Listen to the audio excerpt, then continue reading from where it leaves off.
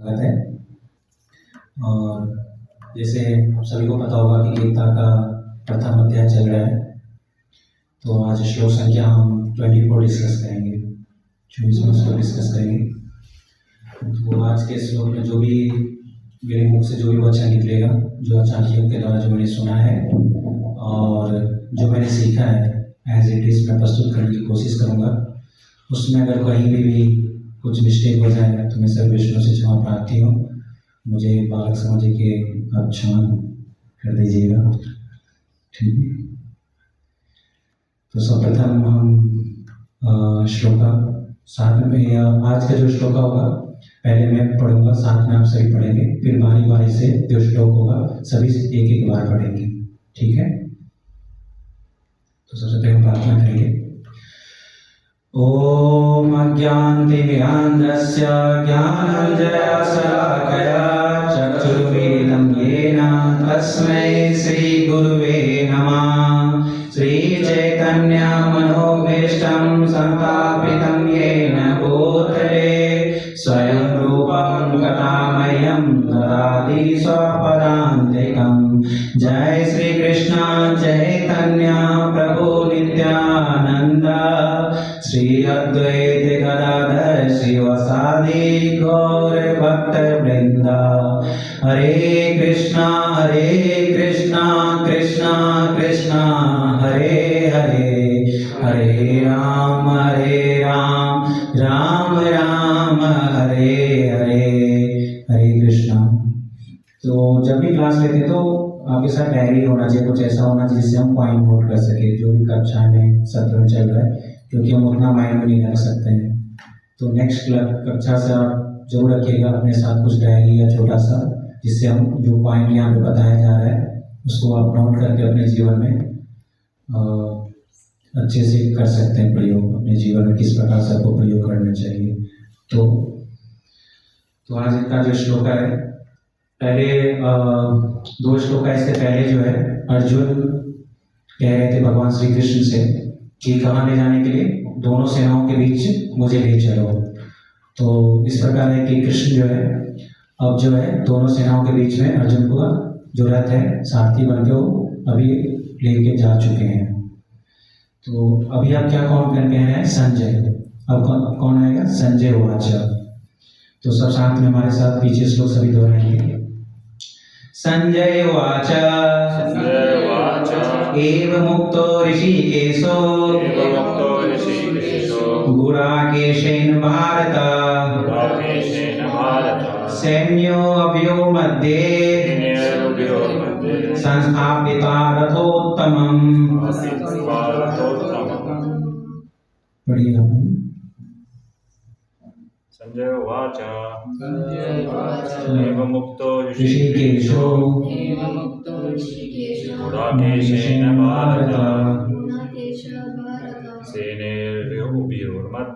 सेनयोर्मध्ये स्थापित्वा रथोत्तमम्। संजय उवाच एवं मुक्तो ऋषिकेशो गुडाकेशेन भारत सैन्योर्भयोर्मध्ये स्थापयित्वा रथोत्तमम्। संजय उवाच एवं मुक्तो ऋषिकेशो गुडाकेशेन भारत सैन्योर्भयो मध्ये स्थापयित्वा रथोत्तमम्। संजय उवाच एवं मुक्तो ऋषिकेशो गुडाकेशेन भारत सैन्योर्भयो मध्ये संस्थापिता रथोत्तमा। संजय उवाच, संजय ने कहा एवं इस प्रकार उक्त कहे गए ऋषिकेश भगवान कृष्ण ने गुणाकेशेन अर्जुन द्वारा गुणाकेशेन अर्जुन द्वारा भारत हे भारत के वंशज भारत हे भारत के वंशज सेनाओं के सेनाओं के उभयों दोनों मध्य में स्थापित्वा खड़ा करके रथ उत्तम उस उत्तम रथ को तो प्रभुपाद यहाँ पे लिखते हैं, संजय ने कहा, हे व्रतवंशी, अर्जुन द्वारा इस प्रकार संबोधित किए जाने पर भगवान कृष्ण ने दोनों दलों के बीच में से उस उत्तम रथ को लाकर खड़ा कर दिया। कौन सा रथ? उत्तम रथ। तो यहाँ पे कौन सा रथ का जिक्र किया गया है? उत्तम रथ का जिक्र किया गया है। तो यहाँ पे गुणाकेश किनको कहा जा रहा है? अर्जुन को। और ऋषिकेश भगवान श्री कृष्ण को कहा जा रहा है। और ये कौन कह रहा है? संजय कह रहा है। तो यहाँ पे ये स्पष्ट हो रहा है कि संजय जो है क्या कह रहा है? गुणाकेश। अर्जुन को क्या कह रहा है? गुणाकेश। तो धृतराष्ट्र ने पूछा था ना प्रथम श्लोका में कि मेरे और पांडव पुत्रों क्या क्या कर रहे हैं, ये जानना चाहता था धृतराष्ट्र। तो संजय का उद्देश्य क्या था? अभी इस श्लोक में धृतराष्ट्र अर्जुन को श्रेष्ठता समझाना। श्रेष्ठ अर्जुन को क्या था? श्रेष्ठ समझाना। यहाँ संजय उनको समझा रहे हैं कि अर्जुन को क्या, इसलिए उनको किस नाम से संबोधन किए? गुणाकेश, ताकि उसकी महानता जो धृतराष्ट्र क्या समझ पाए। उसकी महानता कौन समझ पाए? धृतराष्ट्र समझ पाए। तो गुणाकेश का मतलब यहाँ पे क्या होता है? गुणाकेश, गुणा और केश। गुणा का मतलब होता है निंद्रा, आलस और थकान। जो इन तीनों चीजों पे जो विजय पाता है उसी को क्या बोलते हैं? गुणाकेश। जैसे ऋषिकेश का मतलब क्या होता है? कौन बताएगा? जो इंद्रियों का स्वामी होता है उसको क्या कहते हैं? ऋषिकेश। तो इंद्रियों के स्वामी कौन है? भगवान श्री कृष्ण स्वयं। कौन है? स्वयं। और गुणाकेश कौन है? अर्जुन। कैसे? वो निंद्रा, आलस और थकान पे उन्होंने विजय पाया है। तो यही तीन चीज जो है ये मनुष्य के जीवन में भी है। दुश्मन है मनुष्य का ये तीन, निंद्रा, आलस और थकान। है कि नहीं? आप लोगों के जीवन में है ये तीन चीजें? क्यों? जब अगर आप स्टूडेंट है, विद्यार्थी हो, तो ये तीन चीजें आपको प्रॉब्लम करती है ना कि पढ़ने के लिए। जब पढ़ाई करते हो तो थकान आती है, निंद्रा आती है, आलस आती है।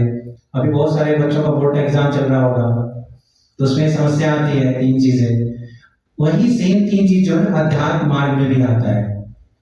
क्या क्या आता है? निंद्रा, आलस और थकान। जो ये तीनों चीजों पे विजय पाता है वही भक्ति में क्या करता है? आगे बढ़ता है। भक्ति में कौन आगे बढ़ता है? जो ये तीन चीजों पे विजय पाता है। क्या क्या तीन चीजें हैं? कौन बताएगा? निंद्रा, आलस और थकान। तो क्या आप लोग इस पे विजय पाना चाहते हैं? ठीक है, तो इस पे विजय कैसे पाया जाए तो इसके बारे में आज हम चर्चा करेंगे। ठीक है, तो सर्वप्रथम जो है कुछ हम जैसे अर्थ समझते हैं कि यहाँ पे विश्वनाथ चक्रवर्ती ठाकुर बता रहे हैं कि गुणाकेश का उन्होंने मतलब अलग नहीं बताया है। जो गुणा प्लस अकेश ये संधि विच्छेद होता है। ठीक है, तो यहाँ पे उन्होंने जो बताया है कि जो मतलब गुणों के स्वामी का जो रस चखाने वाला होता है उसी को क्या बोलते हैं? गुणाकेश। तो विश्वनाथ चक्रवर्ती ठाकुर यहाँ बता रहे हैं कि जो आ का जो है, आ मतलब यहाँ पे क्या हो गया? भगवान विष्णु। कौन है? क मतलब ब्रह्मा, और इस मतलब शिव। जो वहां पे हो रहा था, कुरुक्षेत्र में जो हो रहा था, घटना घटित हो रहा था, उनका जो स्वाद है, उनका जो टेस्ट है, वो कौन चखा रहा है? अर्जुन के माध्यम से चख रहे हैं। भगवान श्री कृष्ण जो लीलाएं कर रहे हैं वहां पे, ये तीनों वहां पे हैं। कौन? ब्रह्मा, विष्णु, महेश। ये तीनों का स्वाद कौन करवा रहे हैं? अर्जुन करवा रहे हैं। तो ये विश्वनाथ चक्रवर्ती लिखते हैं अपने बुक में। तो एक गुणाकेश का ये अर्थ है। दूसरा क्या है कि जो माया जिसको कभी हाथ नहीं लगाती है उनको भी क्या बोलते हैं? गुणाकेश। अर्जुन को जो है कभी माया हाथ नहीं लगाई है। तो उनको भी हम क्या बोलते हैं? गुना गुना केस बोलते हैं। तो जैसे एक यहाँ पे ये आता है, तो इससे बचने के लिए हमें क्या करना चाहिए? आपको पता है, ये निंद्रा, आलस्य और इग्नोरेंस जिसको बोलते हैं, उससे बचने के लिए क्या करना चाहिए? कैसे हम गुना केस बन सकते हैं? बन सकते हैं ना, जब मतलब भक्ति में अगर हमको आगे बढ़ना है तो गुना केस पे तो विजय, ये तीनों चीजों में विजय हमको पाना है कि नहीं आप लोगों को? तो यहाँ पे ये चीज आती है कि जो निरंतर कृष्ण के नाम, रूप, गुण, लीला का चिंतन करता है, वही ये तीनों चीजों पे जो है विजय पाता है। क्योंकि निरंतर कृष्ण के नाम, रूप, गुण और लीला, ये चारों क्या क्या है? नाम, रूप, गुण, लीला, इन पे जो चिंतन करता है वही जो है नींद, आलस और अज्ञान पे क्या करता है? विजय पाता है। ठीक है, तो और यही जो विजय पाता है, यही क्या होता है? समाधि कहलाता है। क्या कहलाता है? समाधि कहलाता है। तो आप बताओ, जैसे नाम कौन सा है? हरे कृष्णा कृष्णा कृष्णा हरे हरे, हरे राम राम राम हरे हरे। तो आप लोगों ने, कितने लोगों ने रूप का दर्शन किया है नाम के माध्यम से? किन्हीं रूप का दर्शन किया है नाम के माध्यम से? अभी तक नाम के माध्यम से रूप का दर्शन हुआ है? किसी को नहीं हुआ है? नहीं हुआ है? कोई बता सकता है नाम के माध्यम से आपको रूप का दर्शन हुआ है? चार चीजें ना, नाम, रूप, गुण और लीला। तो नाम के माध्यम से रूप का दर्शन हुआ है आप लोगों को? किसी को नहीं हुआ है? ये तो वही बात हो गई जैसे एक शिकारी आता था और वहां के बच्चे को बताता था, तोते को बताता था कि शिकारी आएगा, दाना फैलाएगा, जाल बिछाएगा, उसमें फंसना मत। तो आप लोग जो कथा सुनते हो, इतने दिनों से सुन रहे हो, तो उसका वास्तविक अर्थ अभी तक नहीं पता चला आप लोगों को, जो नाम जप कर रहे हैं। नाम से आपको रूप का दर्शन हुआ है। कैसे? जब आप राधा गोविंद देव है, कैसे आप जानते हो कि राधा गोविंद देव है? नाम से ही पता चलता है ना उनका रूप का। ये चैतन्य महाप्रभु है, कैसे पता चला आपको? नाम से पता चला आपको, चैतन्य महाप्रभु है। ये गदाधर पंडित है, कैसे पता चला आपको? नाम से तो उनका रूप का पता चला आपको ना। कैसे पता चला? नाम से तो पता चला। प्रभुपाद जी हैं, प्रभुपाद जी को आपने जीवित में देखा है? नहीं देखे हो, तो कैसे पता चला कि प्रभुपाद है? जब हम प्रभुपाद नाम जपते हैं तभी तो पता चला ना कि प्रभुपाद है। अब जैसे हम जाते हैं कहीं, नोएडा में जाते हैं या कहीं और भी जाते हैं, तो वहां पे कौन है? राधा गोविंद देव। तो पहले आप जैसे मंदिर में जाते थे, वो क्या समझते थे? मूर्ति है। मूर्ति रूप में कौन है? तो वहां पर क्या पीढ़ी का नाम है? राधा गोविंद देव। तो पहले क्या आता है? नाम। पहले क्या आता है? नाम। और नाम से भी लोग किसका दर्शन करते हैं? रूप।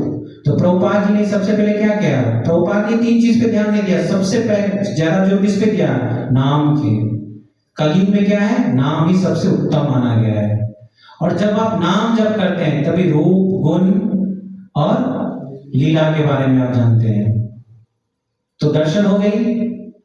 दर्शन हुई कि नहीं? दर्शन नहीं हुई? हुई। तो नाम से रूप का दर्शन हुआ। क्योंकि प्रभुपाद जी से तो हम लोग मिले नहीं है ना, मैं तो नहीं मिला हूं, तो उनके नाम से तो हम जानते हैं ना कि प्रभुपाद जी हैं ये राधा गोविंद देव हैं, ये बलराम जी हैं, ये भगवान श्री कृष्ण हैं, ये राधा रानी। कैसे जानते हैं? नाम से ही तो पता चलता है। और जब नाम और रूप पता चलता है तब उनका हम क्या करते हैं? गुण।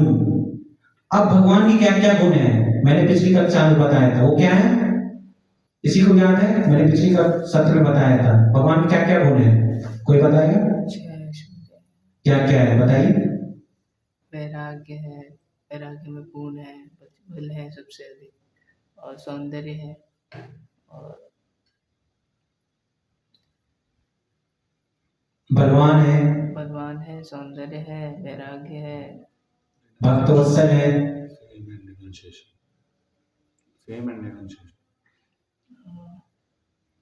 बुद्धि है, सबसे ज्यादा बुद्धि है भगवान को, बुद्धिमान है। बुद्धिमान है। तो ये क्या है उनका गुण, क्या है? तो जब हम उनके बारे में रूप का दर्शन किया, उसके बाद हम इनके बारे में, उनके गुण के बारे में अब क्या कर रहे हैं, जो लीलाएं, अब गुण जानेंगे तो उनकी लीलाएं के बारे में भी जानेंगे। तो सब किस पे डिपेंडेंट है? नाम के ऊपर। वैसे पहले आप लोग जैसे टेंपल जाते, मंदिर जाते, क्या समझते थे? ये भगवान है। कौन सी भगवान है आपको पता था? नहीं है ना, कि डिटीज है, क्या है, नहीं है, जैसा प्रणाम करते थे। तो नाम के माध्यम से जो हमको पता चला, रूप का दर्शन हुआ। तो जो कैसे हम गुना कैसे करेंगे विजय? जब नाम निरंतर कृष्ण के नाम रूप गुण लीला का चिंतन करेंगे। जैसे अभी क्लास हो रहा है तो आपको ऐसा लग रहा है क्या हो रहा है, क्लास हो रहा है, बट इसमें हम क्या कर रहे हैं? भगवान का नाम का चिंतन कर रहे हैं। क्या कर रहे हैं? भगवान का नाम की चर्चाओं कर रहे हैं, उनकी लीलाओं के बारे में चर्चा कर रहे हैं। तो अर्जुन जैसा, अर्जुन 24 आवर्स हमेशा भगवान का चिंतन करता रहता था, हमेशा। तो जब अर्जुन की तरह आप चिंतन करेंगे तो भगवान आपके साथ ही डेफिनेटली बनेंगे, डेफिनेटली। उसमें कहीं पे भी मतलब ये नहीं है कि तनिक आपका डॉट नहीं होना चाहिए, तनिक भी नहीं। कब बनेंगे? जब 24 आवर आपका भगवान के ऊपर ध्यान होगा, तभी आप भगवान आपके क्या बनेंगे? सारथी बनेंगे। तो यहाँ पे प्रभुपाद सबसे पहले किस पे जोर दिए हैं? नाम के रूप में सबसे पहले उन्होंने जोर दिया। और दूसरा, जैसे आपने देखते होंगे कि योग साधना में क्या होता है? लोग ध्यान में बैठते हैं, ध्यान में बैठ के किसको? लाइट को देखते हैं ना, लाइट को देखते हैं। ध्यान में बैठ के क्या करते हैं ना, लाइट को देखते हैं। उनको ना गुण का पता है, ना रूप का पता है, ना लीलाएं के बारे में पता है। वो सिर्फ समझते हैं क्या, प्रकाश ही प्रकाश है। बट इसमें कितनी इंटरेस्टिंग चीज है, जब हम भगवान का नाम लेते हैं तो उनके रूप का भी पता चलता है, उनके गुण के बारे में भी पता चलता है, उनकी लीलाएं के बारे में कितना इंटरेस्टिंग लगता है।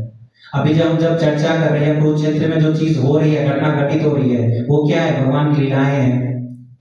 तो इससे समझ कितना इंटरेस्टिंग, भक्ति कितना इंटरेस्टिंग है, भक्ति कितना इजी है। लोग इसको टफ बना देते हैं, कितना इजी है कि नहीं इजी भक्ति? कुछ आप लोग बता नहीं रहे है? तो यहाँ पे ये आता है, ठीक है। तो हमेशा जो है ना, व्यक्ति दिन भर किसी भी कोई भी कार्य करे, वो हमेशा क्या करना चाहिए? कृष्ण को याद रखना चाहिए। जैसे सोते समय, जो हम रात में जब सोते हैं, तो जब हम सोते हैं उस टाइम में भगवान का ध्यान करना चाहिए कि अगर हम अच्छे से सोएंगे तो हम भगवान की सुबह सेवा अच्छे से कर पाएंगे। तो वो भी भगवान का कार्य है कि मुझे सुबह, जब मैं अच्छे से सोऊंगा तभी मैं सुबह भगवान की एक माला करूंगा या कर पाऊंगा।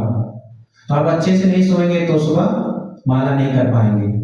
तो भगवान से हमको प्रार्थना करना चाहिए कि भाई भगवान, मतलब प्रार्थना करना चाहिए कि जो राधा रानी से, भगवान श्री कृष्ण से, गुरु से प्रार्थना करना चाहिए कि जब भी आप सोते हो तो प्रार्थना करना चाहिए कि मुझे सुबह जल्दी उठना है और भगवान क्या करना है? सेवा करना है। क्या करना है? सेवा, नाम जप करना है। क्या करना है?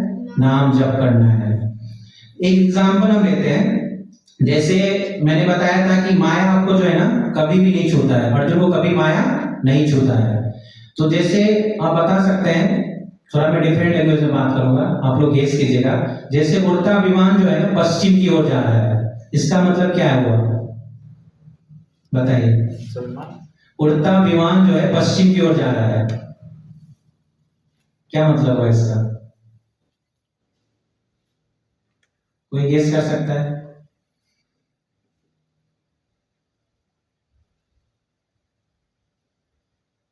नहीं। एक श्लोक आपने पढ़ा होगा, कृष्ण सूर्य समा माया हया अंधकार। सुना है? कृष्ण सूर्य समा माया हया अंधकार। अगर हम यहां से यूएस की ओर जाएंगे, अभी अगर यूएस की ओर जाएंगे, क्या सूर्य कभी अस्त होता है? सूर्य अस्त होता है? नहीं होता है। तो यहाँ पे अगर रात है तो अमेरिका में क्या होगा? दिन होगी। तो अगर हम यहाँ से पश्चिम की ओर जाएंगे तो वहां पे क्या दिखेगा हमको? सूर्य दिखेगा। इसी प्रकार जो माया है, जो भगवान का हर एक टाइम नाम लेता है, 24 आवर नाम लेता है, क्या नाम है? हरे कृष्णा कृष्णा कृष्णा हरे हरे, हरे राम राम राम हरे हरे, जो हमेशा निरंतर ध्यान करता है, निरंतर जप करता है, हमेशा भगवान के बारे में सोचता है, उसको माया जो है कभी नहीं छूती है। कौन नहीं छूती है? माया देवी कभी नहीं छूती है। दूसरा, यहाँ पे हम एक अर्थ देख सकते हैं, उत्तम। उत्तम व्रत का व्याख्या किया गया है। तो आप लोग, जैसे मैंने पिछली सत्र में बताया है, जो अर्जुन का रथ है वो किनके द्वारा गिफ्ट किया गया है? अग्निदेव। किनके द्वारा दिया गया है?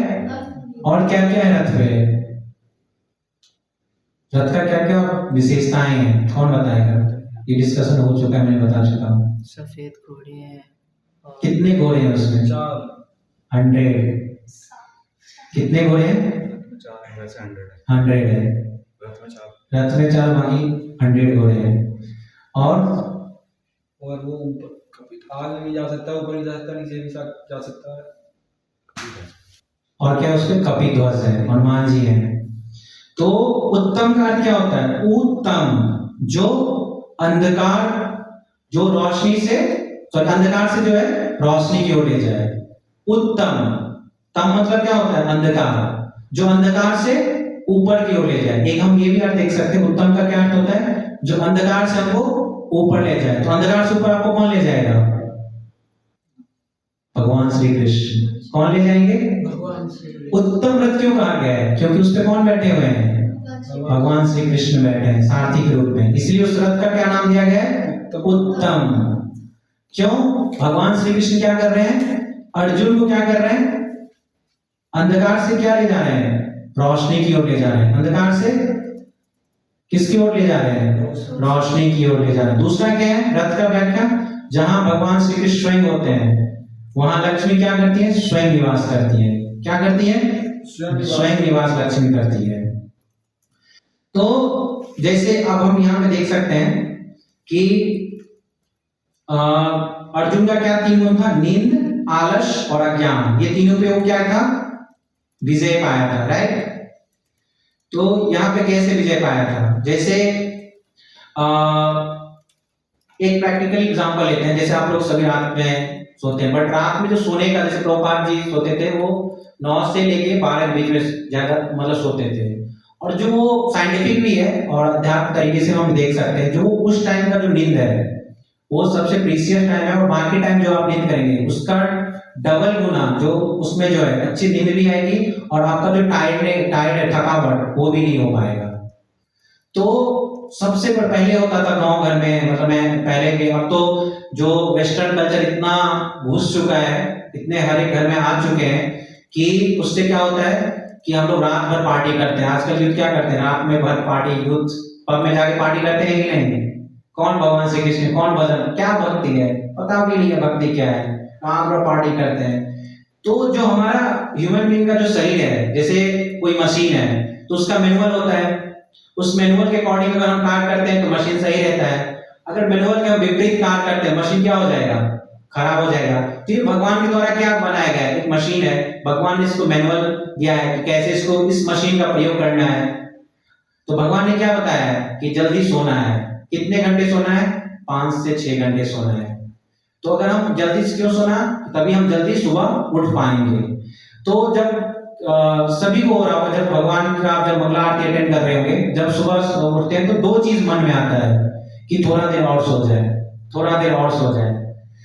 तो थोड़ा देर और सोने से स्वप्न, मतलब उस टाइम जो होता है ना कि अच्छा थोड़ा देर सो जाएंगे तो कुछ और सपने आएंगे, कुछ अलग तरीके से सपने सोचेंगे। तो जितना जल्दी अगर ये विचार आ गया कि नहीं मुझे उठना है, किनके लिए? भगवान के लिए उठना है, भगवान की सेवा के लिए उठना है, तो आप जल्दी सुबह उठ पाएंगे। ठीक है। आलस, आलस कौन सा गुण है? तमोगुण। आलस क्या है? तमोगुण। ये सबसे बड़ा दुश्मन है मनुष्य के। मनुष्य का जो है सबसे बड़ा दुश्मन क्या है? आलस। इसका जो है अर्जुन जो है, आप अर्जुन से सीख ले सकते हैं। अर्जुन जो बचपन से जो है ना गुरु द्रोणाचार्य के पास जब शिक्षा कर रहा था, वो आलस छोड़ छोड़ के हमेशा अभ्यास करता था, हमेशा। तभी उसको जो है सर्वोत्तम धनुर्धर कहा गया है। एक बार एक कहानी है कि अर्जुन जा रहा था तो उसको अचानक से कोई साउंड सुनाई दिया। ठीक है। तो उस समय जाके देखा तो वहां भीम जो है ना खाना खा रहा था अंधेरा में। अंधेरा में भीम क्या कर रहा था? खाना खा रहा था। तो भीम से पूछा कि भैया आप अंधेरा है कैसे खाना खा रहे हैं? तो भीम ने कहा कि अर्जुन पता है तुम्हें, ये हाथ को भी है ना आंख होती है, हाथ को भी क्या होता है? आंख। तो उस शिक्षा को उसने क्या किया? अर्जुन अपने जीवन में उतारा। बोला ऐसा अगर हाथ को भी आंख, अंधेरा में हम डायरेक्टली मुख के थ्रू खा सकते हैं, मतलब अंधेरा है और हम खा सकते हैं, तो उसने क्या किया? रात में अपना मतलब जो है धनुर्धर का उसने प्रैक्टिस करना शुरू कर दिया। तो जब प्रैक्टिस करना शुरू किया तो द्रोणाचार्य देखते हैं बाहर आके कि क्या कर रहा है अर्जुन। तो उसने देखा कि अभी क्या कर रहे हो अर्जुन? तो उन्होंने बोला कि ये क्या कर रहे हो? तो उन्होंने क्या कहा कि गुरुजी से कि आपसे ही ये चीज मैंने सीखा है। तो बोला मैंने तो ये कभी सिखाया ही नहीं कि रात में प्रैक्टिस करो, धनुष तीर तो दिन में प्रैक्टिस किया जाता है, रात में कैसे करोगे प्रैक्टिस? तो बोला कि माध्यम जो है भीम भैया बने हैं, बट सीखा हूं आपसे ही। समझ पा रहे हो? तो इसीलिए उसी टाइम जो गुरु द्रोण ने उनको आशीर्वाद दिया कि आप जो है हमेशा जो है निंद पे विजय पाओगे। किस पे विजय पाओगे? निंद पे विजय पाओगे। दूसरा कहानी क्या आता है कि जब अर्जुन युद्धभूमि की घटना है ये कि 12वां दिन अभिमन्यु का क्या हो गया था? वध हो गया था 12वां दिन। तो अर्जुन काफी क्रोधित हो गया कि मेरे पुत्र को वध हो गया है। उसने संकल्प ले लिया कि आज जो है ना नेक्स्ट युद्ध जो होगा उसमें मैं जयद्रथ को वध करूंगा, क्योंकि जयद्रथ एक मुख्य कारण बना था अभिमन्यु का वध का मुख्य कारण बना था। आपको पता है जयद्रथ, पीछे मैंने स्टोरी सुना दिया है, तो आप देख सकते हैं, यूट्यूब पे देख सकते हैं, उसका लिंक है, ठीक है। तो जयद्रथ जो है ना वही मुख्य कारण बना था अर्जुन की, कि मेरे पुत्र को उसी ने मारा है। तो उसने संकल्प ले लिया था कि आज जो है जयद्रथ को मैं मार ही दूंगा। तो दिन भर युद्ध चलता। उस दिन अर्जुन इतना पराक्रम था कि उस दिन कहा जाता है कि 14 लाख सैनिक को उसी दिन मार दिया अर्जुन। 13वां दिन 40 लाख, मतलब 7 की 40 जो अक्षौणी सेना होती है, 7 अक्षौणी सेना उसी दिन अर्जुन समाप्त कर दिया 13वां ही दिन। मतलब किसी का सुन नहीं रहा था उस दिन अर्जुन, इतना मतलब चारों तरफ से हाहाकार मचा दिया था कौरवों की सेना में, कोई नहीं रोकने वाला था उसको। उस टाइम भगवान श्री कृष्ण लीला भी किए थे कि जयद्रथ का जब सूर्य, आप देखते हो कि सूर्य अस्त के बाद युद्ध नहीं होता है, बट उस दिन जो है ना सूर्य अस्त के बाद भी युद्ध हुआ है। आप लोगों को पता है उस दिन जो है सूर्य अस्त के बाद भी युद्ध हुआ है। तो जब सूर्य अस्त हो गया, मतलब अस्त नहीं हुआ था, भगवान श्री कृष्ण जो है माया के माध्यम से सूर्य को क्या कर दिए? अस्त कर दिए। और फिर जयद्रथ सामने आता है और जयद्रथ का क्या होता है? वध होता है। तो बट उसके बाद क्या हुआ, जब जयद्रथ का वध हो गया और पूरी कौरवों की सेना में कोलाहल मच गई, तो ये बोलता है, दुर्योधन बोलता है युद्ध बंद नहीं होगा, युद्ध निरंतर ही होता होगा। तो क्या दिक्कत था? अर्जुन तो था ही सबका, मतलब हाहाकार मचाए, उसमें कोई दिक्कत नहीं, दोनों तरफ से जो है युद्ध चल रहा था। एक समय ऐसा आया कि दोनों सेना, उनके घोड़े, उनके हाथी, उनके सैनिक सब थक चुके थे, बट कोई बोल नहीं पाता था। क्यों बोलेगा तो क्षत्रिय का वो होता है ना कि कैसे युद्ध से पीछे भाग सकता है, तो कोई नहीं बोल पाता था। उस टाइम अर्जुन आता है, उसने कहा, दोनों सेनाओं को बोला कि उस टाइम जो है हम रेस्ट कर लेते हैं, युद्ध भूमि में ही रेस्ट कर लेते हैं, और जब आपका घोड़ा हाथी जब फिर से अच्छे हो जाए और आप जब थकावट से दूर हो जाए तो फिर हम युद्ध करेंगे। तो जब ये चीज अर्जुन ने जब कहा तो उसने क्या किया? शत्रु पे दया दिखाई। वो लड़ सकता था, भर रात लड़ सकता। क्यों? क्योंकि उसने थकान और नींद में क्या थी? विजय पाया था। क्या पाया था? विजय। वो लड़ सकता था। बट अर्जुन का यहां देखो दुश्मनों के प्रति, तो जो दुश्मन थे उसने भी काफी मतलब उनको विजय होने का आशीर्वाद दिया। जो कौरव के जो सैनिक थे उन्होंने क्या दिया? विजय होने का आशीर्वाद दिया। तो उस टाइम आप देखो, उस टाइम भी द्रोणाचार्य की जो इनकी जो थी ना, दुर्योधन की कुटिल बुद्धि उस टाइम भी चल रही थी। तो जब दोनों सो रहे थे तो द्रोणाचार्य के पास कि अभी सभी पांडव सभी सो रहे हैं, अभी जाके जो है ना उस अर्जुन को मार देते हैं। द्रोणाचार्य गुस्सा आ गए। उसने बोला कि हे तुम इतने दुष्ट हो कि अर्जुन जो है ना वो सो नहीं रहा है, अभी भी जो है ना वो गंधर्व देवताओं को अभी भी हरा सकता है। क्यों? क्योंकि उसके लिए न आलस्य है और न निंद्रा है। वो अभी भी सभी को, गंधर्व देवता सभी को हरा सकता है, इतना शक्तिशाली है। तो युद्ध करने का कोई फायदा नहीं है। तो द्रोणाचार्य ने जब ये कहा तो फिर दुर्योधन जो है शांत हो गया। तो यहां से हम ये सीख सकते हैं कि अर्जुन जो है क्या था, थकावट पे जो थी उसको विजय पाया हुआ था। तीसरा जो है ये हम समझ सकते हैं कि कृष्ण अर्जुन की जो है मित्रता थी। तो अर्जुन को जो है यही जन्म जो था ना याद था, बट कृष्ण को, भगवान श्री कृष्ण को तो अर्जुन का पूरा जन्म याद था कि अर्जुन पिछले जन्म में क्या था, उससे पिछले जन्म में क्या था। आपको पता है कृष्ण भगवान नर नारायण जो है, नर जो है अर्जुन है और नारायण कौन है, भगवान श्री कृष्ण स्वयं है। तो ये प्रीवियस जन्म में तपस्या किए थे दोनों साथ में। तो जब इससे पहले भी जब भगवान मतलब सूर्य को जब उन्होंने भगवत गीता का जब ज्ञान दिया था तो उस टाइम भी अर्जुन उस टाइम भी थे, बट अर्जुन को कुछ याद नहीं था। क्यों? क्योंकि हमारा जो शरीर है वो नित्य प्रतिदिन एवरी टाइम क्या होता है, क्षय हो रहा है, चेंज हो रहा है। बट भगवान श्री कृष्ण का जो शरीर है वो क्या हो रहा है, हर समय हर जगह वो सेम ही है, उसमें उनमें कोई अंतर नहीं है। इसलिए वो कौन सा शब्द से पुकारा है अर्जुन, कल मैंने बताया तो कौन सा शब्द है, अच्युत। परसों बताया था अच्युत। क्यों अच्युत कहा जाता है?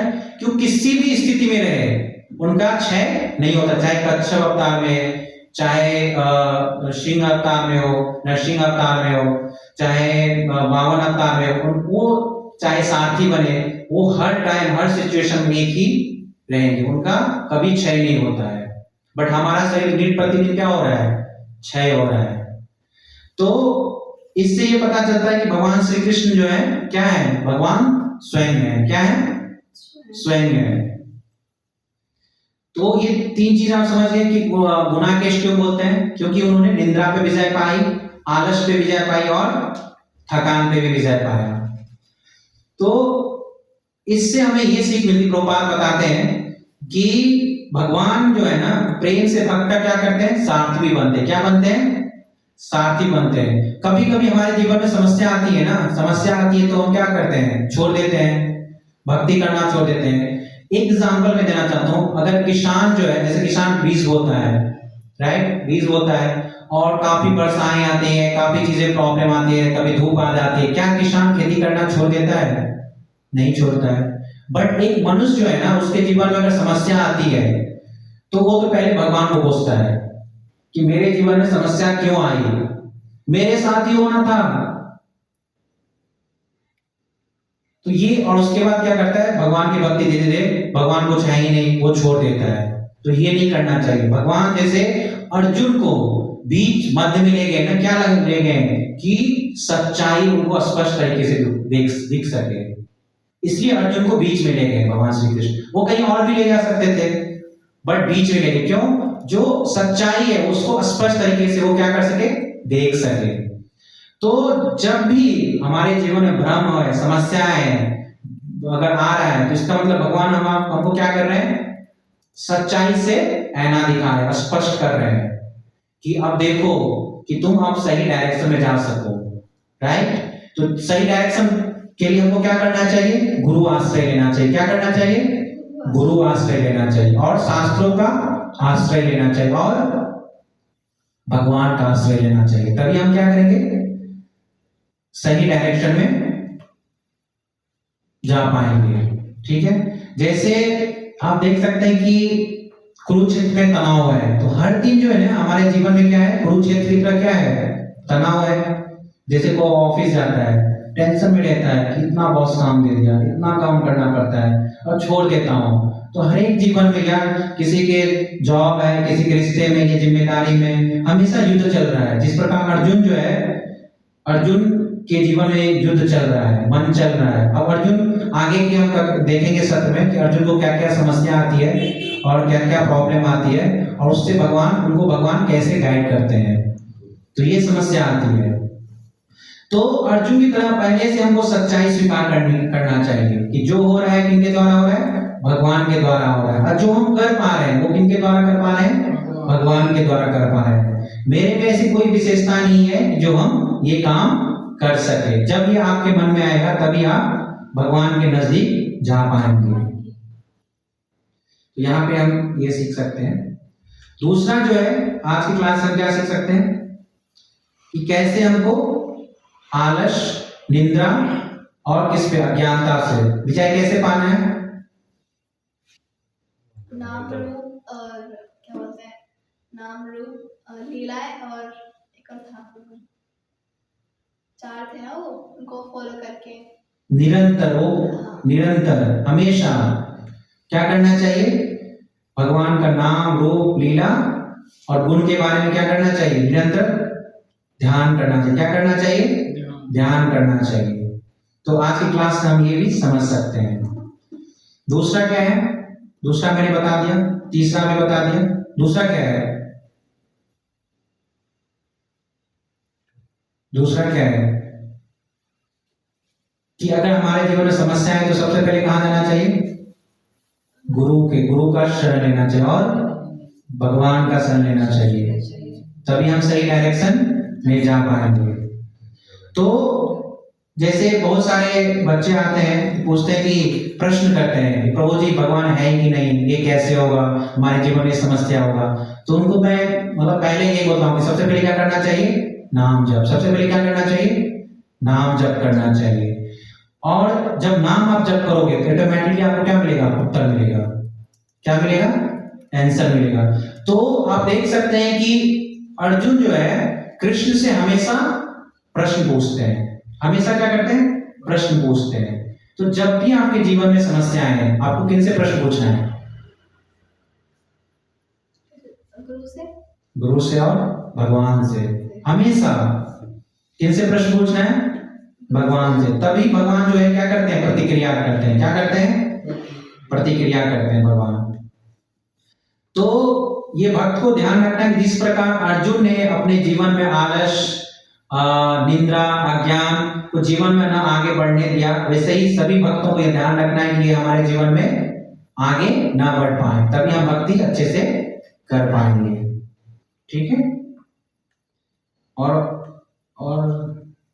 दूसरा, तीसरा क्या है, और भी हम इसमें देख सकते हैं कि हमारे जीवन में क्या रहता है, हमेशा ओवर थिंकिंग, डर, डिसीजन हम जो लेते हैं तो डाउट रहता है, हमेशा द्वंद रहता है। तो इन 3 चीजों का हम आगे डिस्कशन करेंगे। ये 3 चीज जो है ना अर्जुन के जीवन में भी आता है, डिसीजन मेकिंग, डर और ओवर थिंकिंग कर रहा है। इसका सोल्यूशन क्या है, कंफ्यूजन जो है आगे श्लोक में हम डिस्कस करेंगे। और कृष्ण, भगवान श्री कृष्ण किस प्रकार जवाब देते हैं हम आगे के श्लोक में देखेंगे। ठीक है। हरे कृष्णा कृष्णा कृष्णा हरे हरे, हरे राम राम राम हरे हरे। किसी का कोई प्रश्न है तो आप पूछ सकते हैं।